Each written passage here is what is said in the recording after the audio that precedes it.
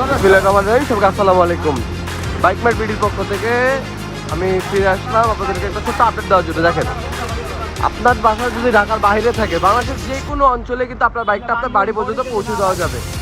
যে কোনো আমাদের নিজস্ব কুরিয়ার ব্যবস্থা রয়েছে, আমাদের নিজস্ব ডেলিভারি ব্যবস্থা রয়েছে। আপনার বাইকটা আপনার বাড়ি পর্যন্ত পৌঁছে দেওয়া যাবে। ভাই এটা কই যাবো ভাই? কেরানীগঞ্জে,